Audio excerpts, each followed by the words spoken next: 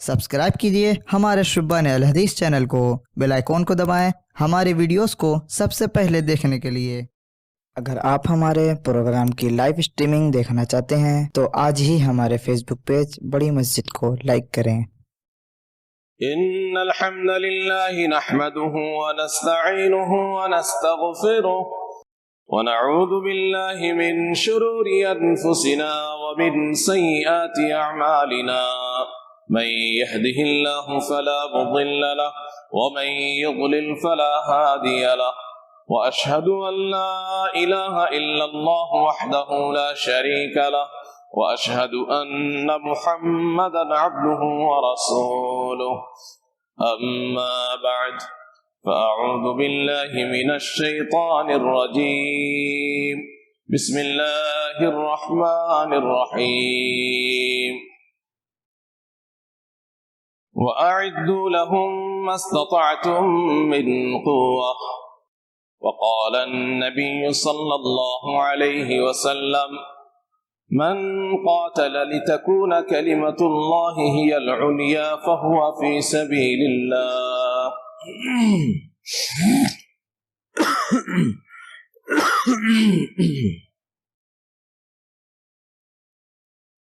मुअज़्ज़ज़ हाज़रीन, हर किस्म की हम्द सताइश, तारीफ़ व तौसीफ़, बुज़ुर्गी व बड़ाई और इबादत व बंदगी लायक और मुनासिब है अल्लाह रब्बुल आलमीन के लिए, जो हम सब का खालिक है, राज़िक़ है और सारे जहान का रब है। और दरूद व सलाम नाजिल हो तमाम नबियों और रसूलों पर, ख़ास तौर पर आखिरी रसूल जनाब मोहम्मद सल्लल्लाहु अलैहि वसल्लम पर बेशुमार दरूद व सलाम नाजिल हो। अल्लाहुम्मा सल्लि अलैहि व बारिक वसल्लम। गुज़श्ता खुतबा जुमा में इस्लाम दीन रहमत है, उसका ताल्लुक दहशत, वहशत, जुल्म व बर्बरियत या नफरत से बिल्कुल नहीं है, बल्कि हकीकत में इस्लाम दुनिया में अमन व अमान को कायम करने का नाम है। इसके ताल्लुक से कुछ बातें आपने समाअत फरमाई और आज इंशाअल्लाह दीन इस्लाम का एक अहम फरीज़ा जिहाद, उसके माना, मतलब, अग़राज़ व मक़ासिद, उसूल व ज़वाबित, इन सब के ताल्लुक से आपके सामने गुफ्तगू होगी। बहुत ही संजीदगी के साथ और ध्यान के साथ आप मेरी बातों को समाअत फरमाएं ताकि आज का मौजू आपको समझ में आए। जिहाद, आमतौर पे दुनिया में लोग बोलते हैं तो हमारे आपके और दुनिया के आमतौर पे लोगों के दिमाग में तस्वीर उभर के आती है कि हथियार लेकर के मैदान में कूद पड़ना और मार काट करना। चूंकि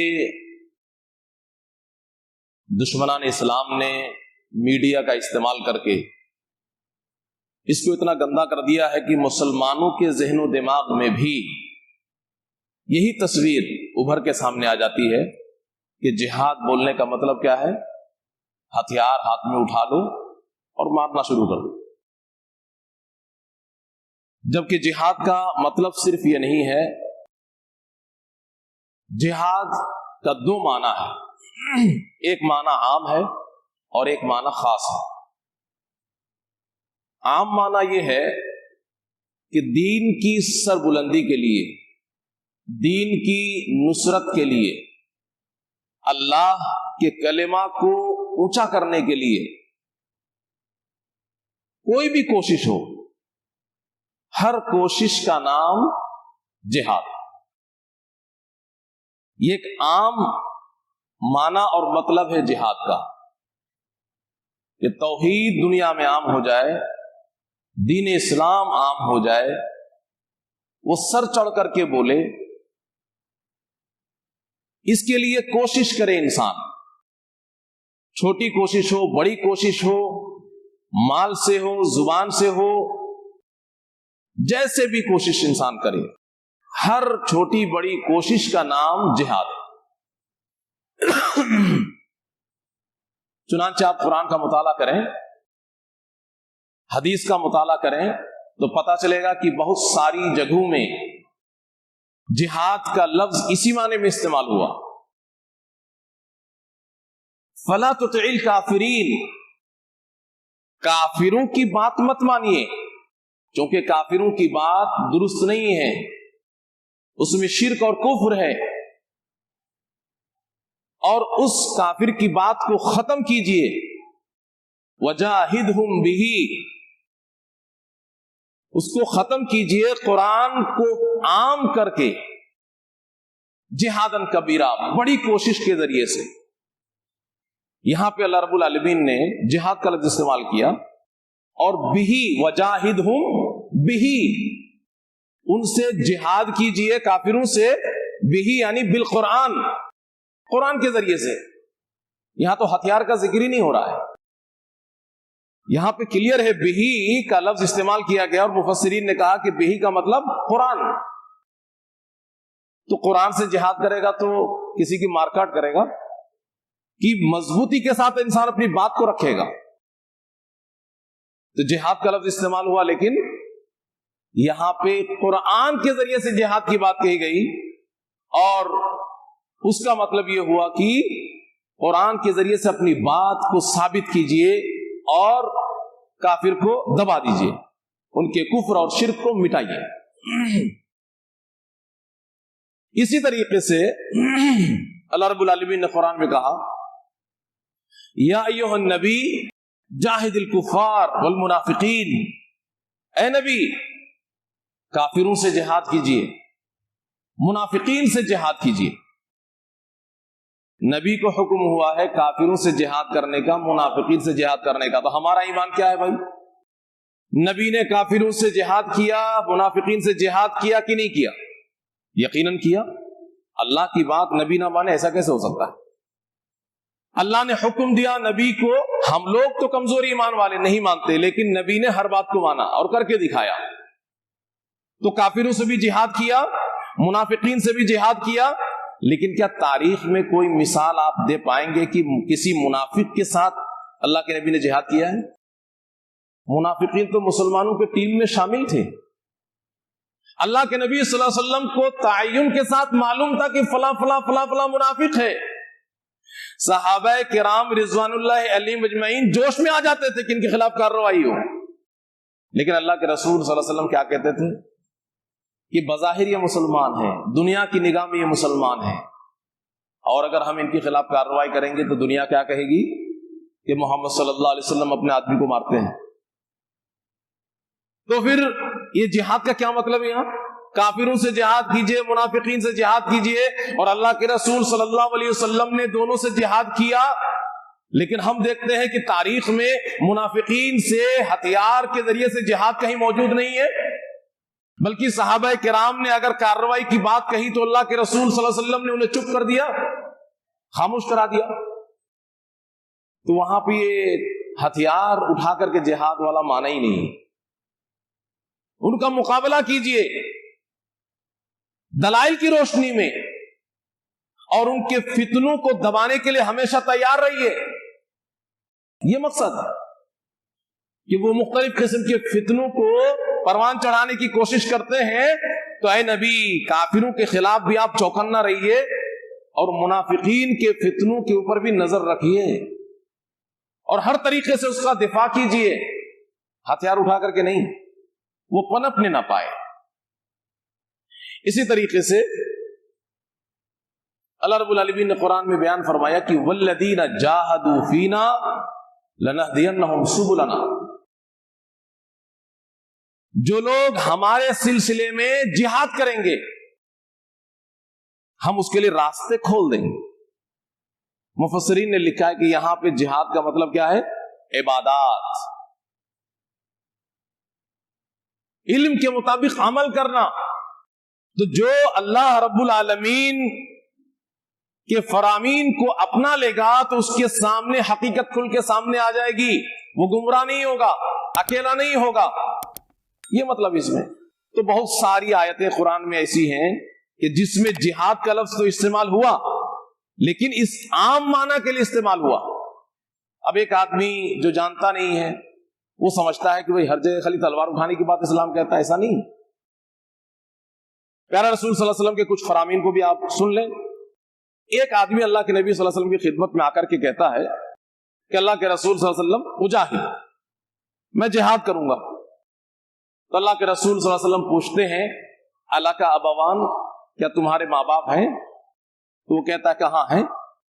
تو اللہ کے رسول صلی اللہ علیہ وسلم کہتے ہیں کہ ففیہما فجاہد، ماں باپ میں جہاد کرو۔ تمہارے ماں باپ ہیں تو ماں باپ میں جہاد کرو، تو ماں باپ کو تلوار اٹھا کر کے مار دیں گے وہ۔ اگر یہی تصویر جو ہمارے دماغ میں بیٹھ گئی ہے وہی تصویر اصلی ہو تب تو پھر یہی ہو جائے گا کہ ماں باپ کو جا کر کے تلوار اٹھا کے مار دو۔ تو ففیہما فجاہد کا مطلب ماں باپ کی خدمت کرو، ماں باپ کی خدمت کرو، یہ مطلب ان کا خیال رکھو، ان کی دیکھ ریکھ کرو، اس میں کوشش کرو۔ جو خاص معنی ہے اللہ کے راستے میں ہتھیار اٹھا کے نکلنا، اس کے لیے مت نکلو تم۔ تمہارے گھر میں ہی ثواب حاصل کرنے کا سامان موجود ہے، ماں باپ، ان کی خدمت کرو۔ تو یہ بھی دین کا ایک حصہ ہے، ماں باپ کی خدمت کرنا، اس لیے اسی عام معنی میں اس کا استعمال ہوا۔ اللہ کے رسول صلی اللہ علیہ وسلم فرماتے ہیں جاہد المشرکین، مشرکوں سے جہاد کرو، بِأَمْوَالِكُمْ، مال سے بھی، وَأَنفُسِكُمْ، اور جان سے بھی، وَأَلْسِنَتِكُمْ، اور زبان سے بھی۔ یہ زبان سے مشرکوں سے جہاد کیسے کرو گے بھائی؟ اس کا مطلب کیا ہوا کہ جہاد کا مطلب تلوار اٹھانا نہیں، اس میں بھی زبان کا لفظ استعمال کر کے اللہ کے رسول صلی اللہ علیہ وسلم نے یہ کہہ دیا کہ کوئی بھی کوشش دین کی سربلندی کے لیے کی جائے وہ جہاد ہے۔ اسی طریقے سے ایک اور حدیث سماعت فرمایا، اللہ کے نبی صلی اللہ علیہ وسلم فرماتے ہیں کہ ما من نبی بعثہ اللہ، کسی بھی نبی کو اللہ نے بھیجا، فی امت قبلی، مجھ سے پہلے کسی بھی امت میں، الا کان لہ من امتہ حواریون و اصحاب، تو اس کی امت میں کچھ ان کے خاص ساتھی ہوا کرتے تھے جن کو حواری کہیں یا صحابہ کہیں، اصحاب کہیں، یاخذون بسنتی، تو اپنے نبی کی بات کو بالکل مضبوطی سے پکڑ لیتے تھے، وہ اس پہ عمل پیرا ہوتے تھے، وَيَقْتَدُونَ بِأَمْرِهِ، نبی کے حکم کو بجا لاتے تھے۔ لیکن اس کے بعد پھر کیا ہوتا؟ ثُمَّ إِنَّهَا تَخْلُفُ مِن بَعْدِهِمْ خَلُوفٌ، ان خاص لوگوں کے گزرنے کے بعد، حواری اور اصحاب کے گزرنے کے بعد، ان کے نالائق اولاد دنیا میں آتی تو وہ الٹا کرنے لگتی۔ یقولون ما لا یفعلون، کہنے کو سب کچھ کہتے تھے وہ، لیکن عمل نہیں کرتے تھے خود۔ اور وَيَفْعَلُونَ مَا لَا يُؤْمَرُونَ، اور ناجائز اور حرام کام کو کیا کرتے تھے؟ جس کا حکم نہیں ہوتا تو وہی کرنے لگتے تھے۔ تو وہ سب نالائق اولاد ان کی دنیا میں آئی۔ تو اس کا اشارہ تھا کہ میری امت میں بھی ایسے لوگ ہوں گے، میری امت میں بھی ایسے لوگ پیدا ہوں گے بعد میں، جو بظاہر مسلمان ہوں گے لیکن عملی طور پر ان کے اندر بڑی خرابیاں آ جائیں گی۔ فَمَنْ جَاهَدَهُمْ بِيَدِهِ فَهُوَ مُؤْمِنٌ، تو وہ ان سے جو جہاد کرے گا ان سے ہاتھ سے، وہ مومن ہوگا۔ وَمَنْ جَاهَدَهُمْ بِلِسَانِهِ فَهُوَ مُؤْمِنٌ، جو زبان سے ان سے جہاد کرے گا وہ مومن ہوگا۔ وَمَنْ جَاهَدَهُمْ بِقَلْبِهِ فَهُوَ مُؤْمِنٌ، جو دل سے ان سے جہاد کرے گا وہ بھی مومن ہوگا۔ اب یہاں پہ بات مسلمانوں ہی کی ہو رہی ہے، مسلمانوں کی اولاد، نالائق اولاد دنیا میں حرام کام کے ارتکاب میں لگ جائیں گے اور جائز کام کو چھوڑنے لگیں گے، عملی کمزوریاں اور کوتاہیاں آ جائیں گی، جیسا کہ ہم لوگوں میں ہے۔ ہم لوگوں میں اکثریت وہی ہے جو اس حدیث میں کہا گیا ہے کہ ہم نالائق اولاد ہیں، ہمارے اسلاف جیسا تھے ویسے ہم نہیں ہیں۔ تو ہمارے اندر جو اس طرح کے لوگ ہیں ان کے ساتھ جہاد کرنا ہے، تو کون سا جہاد کرنا ہے؟ تلوار اٹھانا ہے؟ نالائق اولاد کے اوپر تلوار اٹھانا ہے؟ اگر تلوار اٹھانا ہے تو دل کا تلوار کون سا ہوتا ہے بھائی؟ یہ بھی کہا گیا اس حدیث میں، من جاہدہم بقلبی، دل سے جو جہاد کرے تو دل کا کون سا تلوار ہوتا ہے؟ اس کا مطلب کیا ہے کہ ایسے لوگوں کا دفاع کرنا ہے، ان کو سدھارنا ہے، صحیح چیز پہ اس کو لانا ہے کوشش کر کے، اور ان کی غلط چیزوں کو ختم کرنا ہے۔ اس کے لیے ضرورت پڑے تو دل کی محبت اس سے دور کرنا ہے، زبان اس کے خلاف کھولنا ہے، اور طاقت کا بھی استعمال کرنا ہے۔ ایسے لوگ جو مسلم معاشرے میں بظاہر مسلمان ہیں لیکن وہ داغ ہیں، دھبا ہیں، تو ان کو درست کرنا ہے۔ درست کرنے کا مطلب یہ نہیں کہ تلوار اٹھاؤ اور گردن اڑا دو، یہ بھی جہاد جہاد جہاد جہاد بولا تو جا رہا ہے، لیکن یہاں پہ ہتھیار نہیں ہے۔ تو جہاد کا ایک معنی جو آپ نے سماعت فرمایا ہے وہ کیا ہے؟ عام معنی۔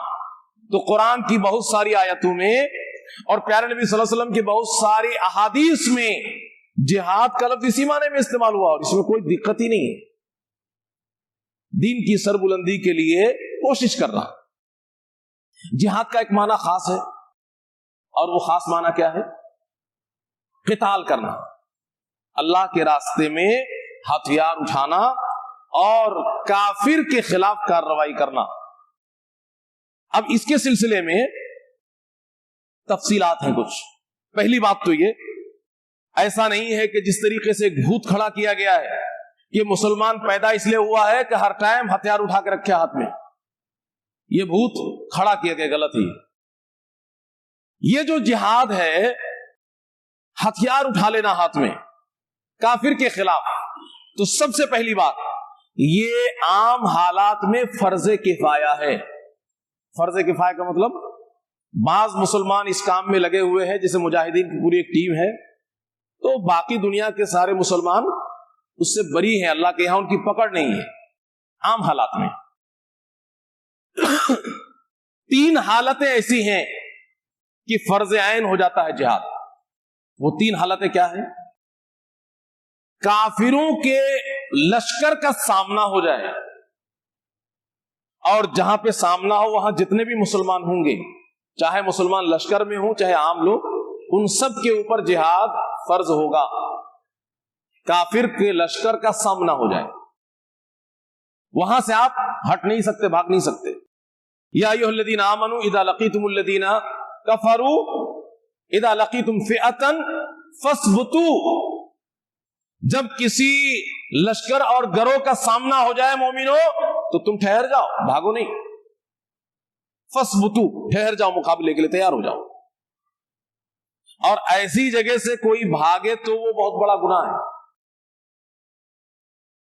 یا ایھا الذین آمنوا اذا لقیتم الذین کفروا زحفا فلا تولوهم الادبار، کافروں کے کسی لشکر کا سامنا ہو جائے تو پیٹ دکھا کے بھاگ نہیں سکتا مسلمان، مقابلہ کرنا فرض ہو جاتا ہے ہر شخص پر جو وہاں پہ موجود ہے۔ اور اگر کوئی بھاگے گا تو پیارے نبی جناب محمد صلی اللہ علیہ وسلم نے 7 ہلاک کرنے والے گناہوں میں اس کو شمار کیا ہے۔ 7 ہلاک کرنے والے بڑے گناہوں میں دشمن کا، کافروں کے لشکر کا سامنا ہونے کے بعد بھاگنے کو بھی شمار کیا گیا۔ اسی طریقے سے دوسرا جو اسی کا ایک حصہ ہے کہہ سکتے ہیں آپ، کہ کفار مسلمان کے کسی گاؤں، بستی، شہر میں حملہ کر دیں، تب اس شہر کے، بستی کے ہر ایک مسلمان کے اوپر جہاد فرض ہو جائے گا، یہ فرض عین ہو جائے گا، کوئی بھی اس میں پیچھے نہیں رہ سکتا۔ اور تیسری شکل، خلیفہ یا امام، حاکم وقت، لوگوں کو جہاد کے لیے اعلان کر کے بلائیں کہ چلو جہاد کے لیے نکلنا ہے، تو جہاں تک کے لوگوں کے لیے ان کا اعلان ہوگا ان سب کے اوپر جہاد ہر ایک شخص کے اوپر فرض ہو جائے گا۔ باقی ان 3 صورتوں کے علاوہ باقی حالات میں جہاد فرض کفایہ ہے، کچھ مسلمان مجاہدین اس کام کو انجام دیتے رہیں گے اور دیگر مسلمان اس سے بری رہیں گے، اللہ کے یہاں کوئی پکڑ نہیں۔ اب ایسا نہیں ہے کہ جہاد جو اسلام نے یہ جو خاص معنی میں اسلام نے جہاد دیا ہے تو وہ ہر ٹائم لڑنے ہی کا نام ہے. اس کے مراحل پہ آپ غور کریں اور یہ قیامت تک اس کے مراحل رہیں گے. 4 مراحل ہیں جو نبی کریم صلی اللہ علیہ وسلم کے زمانے میں دیکھنے کو ملے. پہلا مرحلہ کیا ہے؟ جہاد سے رکے رہنا. اگر حالات سازگار نہیں ہیں تو ایسی صورت میں جہاد سے رکنا بھی ضروری ہے. جیسا کہ اللہ کے نبی صلی اللہ علیہ وسلم کی مدت نبوت و رسالت کو آپ دیکھیں گے تو اس میں زیادہ حصہ یہی گزرا ہے. زیادہ حصہ یہی گزرا ہے مکے کی زندگی کی پوری زندگی کہ اس میں جہاد اسلام نے فرض ہی نہیں کیا، بلکہ اس کی اجازت بھی نہیں دی گئی. فرض تو بات کی بات ہے، پہلے اجازت بھی نہیں دی گئی کہ جہاد آپ کر سکتے ہیں، بلکہ جہاد سے روک دیا گیا کہ نہیں ابھی صبر کرو. مسلمان کے اوپر ظلم و ستم کے پہاڑ توڑے جا رہے تھے اور مسلمان لڑنا چاہتے تھے، لیکن اللہ رب العالمین نے روک رکھا تھا کہ نہیں آپ لڑ نہیں سکتے، ہتھیار نہیں اٹھا سکتے. تو پہلا مرحلہ جہاد کا کیا تھا؟ جہاد سے رکے رہنا. دوسرا مرحلہ صرف اجازت دی گئی کہ ہاں لڑ سکتے ہو، لیکن حکم نہیں دیا گیا کہ نہیں لڑو. تم لوگوں کا من کرتا ہے اب لڑ سکتے ہو، نہیں لڑو گے تب بھی کوئی اللہ کے یہاں پکڑ نہیں ہے. قرآن میں اللہ نے اس کو ذکر کیا کہ اب لڑ سکتے ہو، اجازت ملی، حکم نہیں دیا گیا. تیسرا مرحلہ حکم ہوا کہ لڑو، لیکن وہ بھی لمیٹڈ. جو تم سے لڑنے کے لیے آ رہے ہیں اسی سے لڑو، اور جو تم سے لڑنے کے لیے نہیں آ رہے ان سے مت لڑو. تیسرا مرحلہ جو تمہارے خلاف ہتھیار اٹھا رہے ہیں اس کے خلاف تم کھڑے ہو جاؤ، اور جو تمہارے خلاف کچھ کر نہیں رہے ہیں ان کو تم کچھ نہیں کہو گے. اور چوتھا اور آخری مرحلہ یہ تھا کہ ہر اس کافر کے خلاف اب اٹھ کھڑے ہو جو کفر کو پھیلا رہا ہے، جو اللہ کے دین کے راستے میں رکاوٹ بن رہا ہے. یہ آخری مرحلہ تھا، اور یہ قیامت تک ائمہ اسلام کا ماننا یہ ہے، علماء دین کا ماننا یہ کہ قیامت تک یہ چاروں مرحلے موجود ہیں، کوئی منسوخ نہیں ہوا ہے. کسی بھی جگہ مسلمانوں کی حالت اگر کمزور ہے تو وہ جہاد سے رکے رہیں گے. چنانچہ آگے آپ اس کے اصول و ضوابط میں دیکھیں گے کہ جو جہاد اسلام نے کرنے کے لیے کہا بھی ہے تو اس کے اصول اور ضوابط کتنے مضبوط ہیں. اور دنیا جو آج جہاد کر رہی ہے، ہر ملک اپنے اپنے سرحد کے لیے اور جو بھی کہہ لیجئے جہاد میں لگی ہوئی، دنیا کا ہر ملک لگا ہوا ہے. اسلام کے جو اصول اور ضابطے ہیں اتنا صاف ستھرا اور پاکیزہ، اور اس پر عمل کسی بھی ملک میں نہیں کیا جا رہا ہے. نبی کریم صلی اللہ علیہ وسلم اور صحابہ کرام رضوان اللہ علیہم اجمعین نے ان اصول و ضوابط کی جو پابندی کی ہے، دنیا حیران اور پریشان ہے کہ جہاد کے میدان میں بھی کیا انسان اتنی پابندی کر سکتا ہے؟ لیکن مسلمانوں نے کر کے دکھایا. اور بعد میں اگر اس کی خلاف ورزی کی گئی اصول و ضوابط کی تو وہ انسان اسلام کے معاملات میں کمزور تھا، بظاہر مسلمان تھا، اس وجہ سے اس نے خلاف ورزی کی ہے. اسلام نے اس کی اجازت نہیں دی. جہاد کرنے کے لیے اسلام نے اصول اور ضابطے مقرر کیے.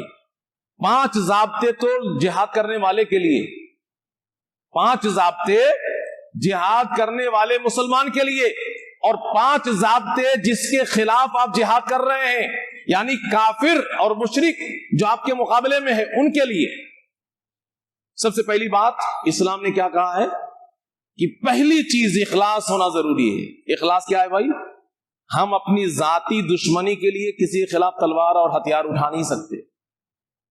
صرف اور صرف اللہ کے دین کو بلند کرنے کے لیے. اللہ کے رسول صلی اللہ علیہ وسلم سے پوچھا گیا کہ کوئی ہتھیار اٹھاتا ہے اور خوب بہادری کے ثبوت دکھاتا ہے لیکن من میں جذبہ کچھ اور ہے، تو کیا وہ جہاد فی سبیل اللہ ہے؟ تو اللہ کے رسول نے کہا کہ نہیں. آپ نے کہا کہ جہاد فی سبیل اللہ صرف وہی ہے کہ جس میں ہتھیار اٹھانے والے کے دل میں صاف ستھرا ایک جذبہ ہو، اللہ خوش ہو اور اللہ کا دین بلند. من قاتل لتکون کلمۃ اللہ العلیٰ فہو فی سبیل اللہ. تو صرف اللہ کی خاطر جو ہتھیار اٹھائے گا. اب جب اللہ کی خاطر ایک مسلمان ہتھیار اٹھائے گا تو وہ ظلم کرے گا, سامنے والے کے اوپر ظلم بھی نہیں کرے گا, جس کے ساتھ وہ باہم پیکار ہے اس کے ساتھ بھی ظلم نہیں کرے گا, ایک حد میں رہے گا, چونکہ اس کے دل میں اس کے ساتھ کوئی دشمنی نہیں ہے ذاتی. تو پہلی چیز کہ اخلاص ہونا ضروری ہے. دوسری چیز, یوں ہی آپ خالی کھڑے ہو جائے ہر ٹائم, اسلام اس کو نہیں کہتا ہے. طاقت بھی آپ کے پاس ہونی چاہیے کہ دشمن کا آپ جواب دے سکیں, دنیاوی اعتبار سے بھی آپ کے پاس اتنی طاقت ہو کہ بظاہر لیکن ہم مقابلہ کریں گے, لیکن اگر خطرہ ہے کہ مقابلہ آپ کا کمزور ہوگا اور اسلام کا نقصان ہوگا تو اسلام نے جہاد سے روکا ہے, اب جہاد نہیں کریں گے. طاقت بھی آپ کے پاس ہونی چاہیے. تیسری چیز, فساد عام نہ ہو. جہاد کو چھوڑے رہنے سے اگر فساد کم ہے اور جہاد کرنے سے اور زیادہ فساد ہو جائے گا دنیا میں, تب بھی اسلام جہاد کا حکم نہیں دیتا. جہاد کا مقصد اور مطلب یہ کہ فساد ختم ہو, لیکن اگر جہاد کرنے سے حالات اور بگڑیں گے تو ایسے حالات میں جہاد سے رکے رہنا ہے. اسی طریقے سے اندھیرے میں جہاد نہیں کرنا ہے. کوئی بھی آواز اٹھایا کہ چلو اللہ کے راستے میں چل پڑتے ہیں, پتہ نہیں وہ کون ہے, کیسا ہے, کیا ہے, بس چل پڑے, نہیں. شرعی اصول اور ضابطے کے مطابق جہاد کا اعلان ہوگا, اور کوئی جہاد میں ہے تبھی ہم اس کے ساتھ کھڑے ہوں گے. معلوم ہونا چاہیے کہ ہم کس کے جھنڈے کے نیچے جہاد کرنے کے لیے نکلے ہیں. اسی طریقے سے امام وقت کی اجازت کے بغیر بھی آپ جہاد نہیں کر سکتے کہ من میں آیا کہ چلو 10 لوگ ہم لوگ مل کر کے نکل گئے, چلو جہاد کرتے ہیں. امام اور حاکم وقت, خلیفہ وقت, اس کی اجازت ہوگی تبھی آپ جہاد کر سکتے ہیں. اس لیے کہ جہاد کا پاور اسلام نے انفرادی طور پہ ہر مسلمان کو نہیں دیا ہے. حاکم وقت کو کہا ہے کہ آپ اس کا انتظام کرو. اب چاہے پوری دنیا میں ایک مسلمان کا حاکم ہو تب بھی ٹھیک ہے, اور اگر کسی خاص علاقے میں حاکم ہو تب بھی ٹھیک ہے. لہذا جہاں پہ جس ملک میں مسلمان اقلیت میں ہوں, جہاں پہ مسلمانوں کی حکومت نہ ہو, مسلمان حاکم نہ ہو, وہاں کیسے جہاد کرے گا؟ اسی لیے تو اسلام نے کہا ہے کہ بھائی جہاں پہ اس طریقے کا معاملات وہاں سے بھاگاؤ, اسلامی سلطنت کے ماتحت میں آ جاؤ. ہجرت تو اسی لیے ہے کہ آپ وہاں جہاد نہیں کر سکتے اصول اور ضوابط کے دائرے میں جو شریعت نے متعین کیا ہے, اور جہاد نہیں کر سکتے تو آپ دقتوں اور پریشانیوں کا سامنا کر سکتے ہیں. دین پہ عمل کرنے میں رکاوٹ ہو سکتی ہے, آپ کے لیے پریشانیاں ہو سکتی ہیں, تو لہٰذا آپ ہجرت کر لو, اسلامی سلطنت کے ماتحت میں آ جاؤ. اچھا, اب 5 چیزیں کافر کے تعلق سے جس سے آپ جہاد کریں گے, اسلام کی شرطیں. جس کافر سے آپ جہاد کر رہے ہیں وہ کافر ذمی نہ ہو. ذمی کا مطلب ایسا کافر جو اسلامی حکومت میں زندگی گزار رہا ہو جزیہ دے کر کے, آپ اس کے خلاف جہاد نہیں کر سکتے. اسی طریقے سے وہ کافر معاہد نہ ہو. معاہد کا مطلب ایسا کافر جس سے مسلمانوں کی صلح ہو چکی ہو, جب تک کہ وہ صلح کی مدت موجود ہے, عہد و پیمان ہے, آپ اس کے خلاف جہاد نہیں کر سکتے. کافر مستامن نہ ہو. مستامن کا مطلب کسی بھی مسلمان کے پناہ میں اگر کوئی کافر ہے تو اس کے خلاف ہم جہاد نہیں کر سکتے, چاہے حاکم وقت نے پناہ دیا ہو اور چاہے کسی بھی عام مسلمان نے پناہ دے دیا ہو کسی کو بھی. اسی طریقے سے جس کافر کے خلاف اب جہاد کر جا رہے ہیں وہ بچہ نہ ہو, وہ عورت نہ ہو, بوڑھا نہ ہو, اسی طریقے سے پجاری نہ ہو جس کو دنیا سے بے رغبتی ہو. ایسے لوگوں کے خلاف بھی آپ جہاد نہیں کریں گے, تلوار اور ہتھیار نہیں اٹھائیں گے. اور جہاد دھوکے سے نہ ہو. جن کے خلاف آپ جہاد کریں گے دھوکہ سے اسلام جہاد کی اجازت نہیں دیتا, چپکے سے حملہ کر دیں گے. علل اعلان جہاد ہوتا ہے اسلام میں, یہ اصول اور ضابطے ہیں. اعلان کے ساتھ جہاد ہوگا. پہلے تو طریقہ یہ ہوگا کہ آپ اس کو اسلام کی دعوت دیں گے, اگر اسلام کی دعوت قبول کر لیتا ہے تو ٹھیک ہے, نہیں تو اس کو جزیہ کی بات کریں گے کہ میں آپ ہمارے ماتحت میں رہو ٹیکس دے کر کے. اگر اس کے لیے بھی تیار ہو جاتا پھر جہاد نہیں کریں گے. لیکن ان سب کا انکار کر دے گا تب یہ کہ چلو پھر ہمارا تمہارا فیصلہ اب میدان میں ہوگا. اعلان کے ساتھ جہاد ہوگا. یہ چپکے سے جا کر کے بم پھوڑ دینا, یہ ساری چیزیں جہاد سے دور کی چیز. وقت ختم ہو رہا ہے اور ایک چیز اور بیان کر کے ہم اپنی بات کو سمیٹیں گے. یہ تو کچھ اصول ضابطے ہوئے جہاد کے. مقصد کیا ہے جہاد کا؟ ایک بڑی بات تو آپ کے سامنے آ گئی ہے کہ اللہ کا کلمہ بلند ہو، لیکن اس کو تھوڑا سا کھول دیا جائے تو یہ ہوگا پہلا کہ فتنے کا خاتمہ ہو. اسلام جہاد کو کیوں لاگو کیا ہے؟ فتنہ کا خاتمہ. وَقَاتِلُوهُمْ حَتَّى لَا تَكُونَ فِتْنَةٌ، ان سے جہاد کرو، قتال کرو یہاں تک کہ فتنہ ختم ہو جائے.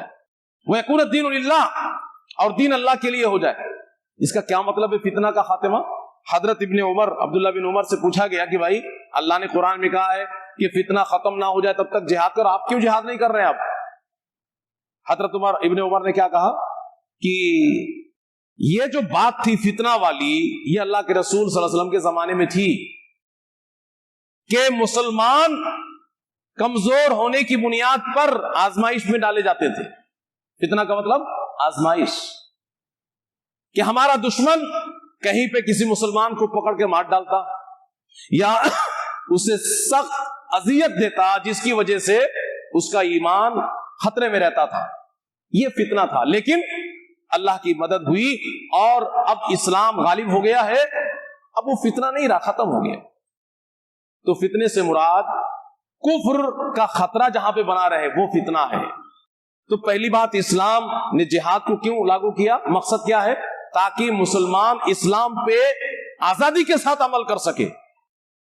اسی لیے علماء اسلام جہاں کہیں بھی دنیاوی جمہوریت قائم ہے اور اسلام پہ عمل کرنے کی پوری آزادی ہے، وہاں کہتے ہیں کہ وہ دارالحرب نہیں ہے، وہاں پہ مسلمان جہاد نہیں کر سکتا.